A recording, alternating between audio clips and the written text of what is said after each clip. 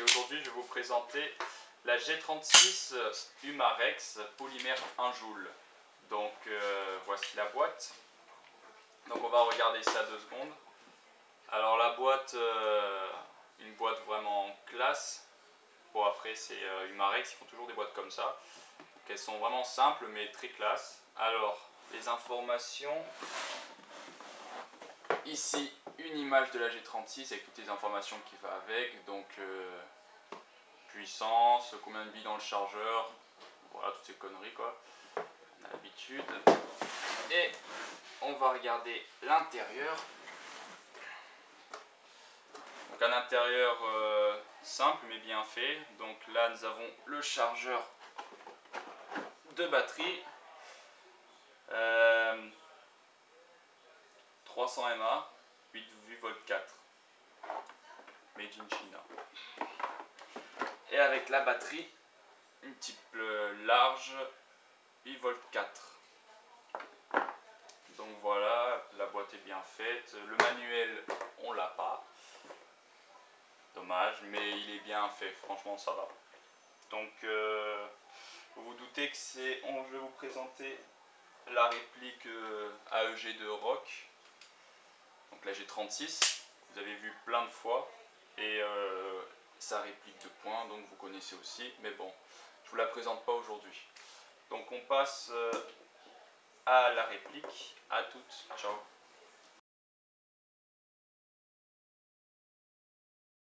Donc voici la G36 CV de Humarex, donc je vous ai dit en polymère, donc elle est quasiment entièrement en polymère. Je voulais vous dire, elle a un hop-up ajustable. Donc ça je vous montrerai après. Donc oui voilà, on va passer à toutes les parties. Alors, le corps jusqu'au bout, polymère, la poignée avec. Donc toute cette partie, c'est pas un plastique lisse, c'est un peu poreux. Donc vous allez voir, si vous l'avez, vous reconnaissez tout de suite, c'est polymère, très résistant. Alors la crosse, je dirais plutôt caoutchouc. En tout cas le pose-joue et la partie qui se cale contre l'épaule. Le chargeur ABS.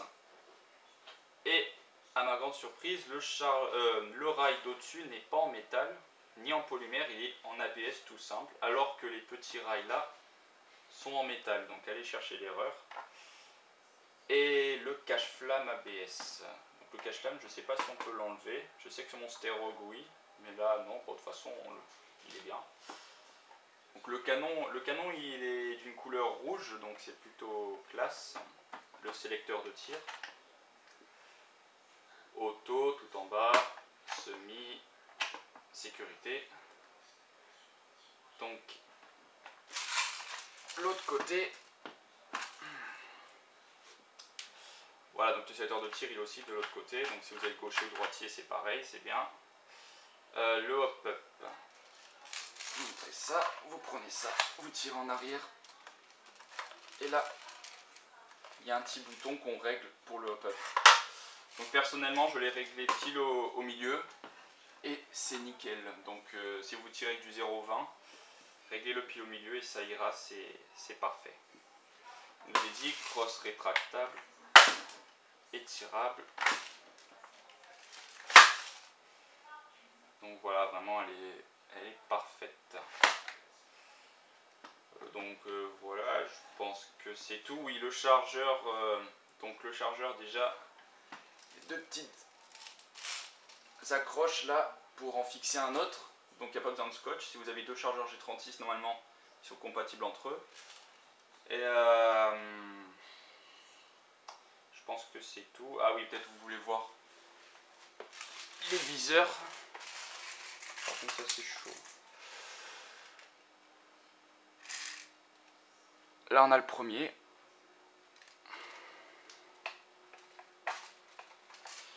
Et le second.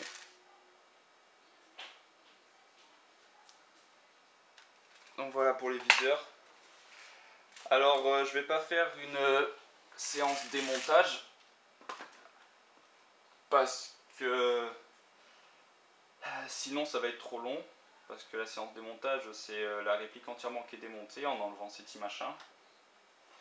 donc ça sera beaucoup trop long à faire. Donc je pense que j'ai tout dit. Voilà, la puissance 1 joule, 330 fps, la cadence elle est vraiment très bien, avec une batterie 8V 4. Donc on va passer à la séance de tir. Donc juste avant, il manque ça, la lunette que Rock utilise. Donc vous voyez à peu près la gueule. Et à l'intérieur, si j'y arrive, voilà. Et une petite mire au-dessus, au cas où. Donc on se retrouve pour le test de tir. À toutes. On se retrouve pour la séance de tir, mais avant je vais vous montrer comment mettre la batterie. Donc là il y a une sorte de barre de fer creuse qui se retrouve juste en dessous du viseur. Donc vous appuyez dessus, et elle ressort de l'autre côté. Vous la faites sortir. Là ça va coulisser. Et voilà comment mettre la batterie. Donc vous prenez la batterie, vous la branchez. Premièrement. Alors là ça commence à être compliqué. La batterie vous la placez au milieu contre les machins. Le câble vous essayez de le mettre. Bon attendez déjà je vais. Voilà. Les deux où ça se branche, vous le calez contre le petit machin en plastique. Comme ça à peu près. Vous prenez. Je vais peut-être pas y arriver du premier coup.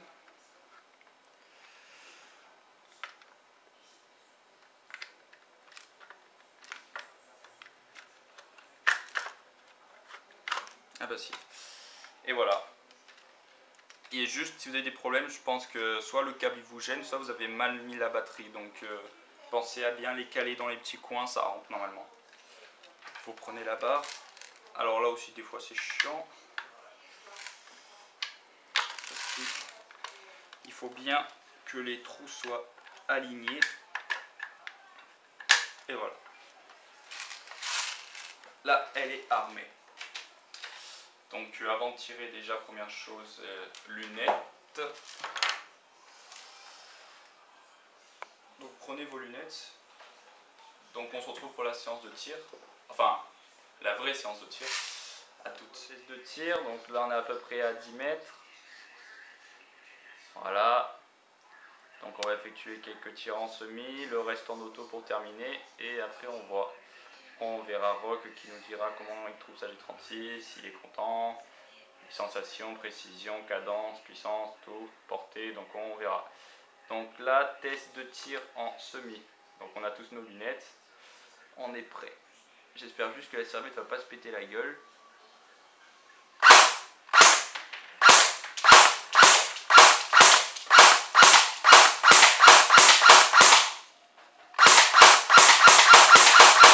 Oh, je les ai toutes mises au milieu. Donc voilà. Alors là, juste on remonte la molette du chargeur. Parce que c'est chiant. Je pense que c'est bon.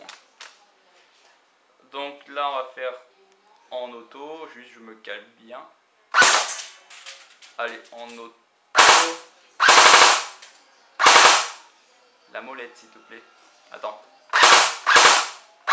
Non, la molette. C'est chiant ces chargeurs à molette, putain. Je pense que c'est bon. Bon, allez.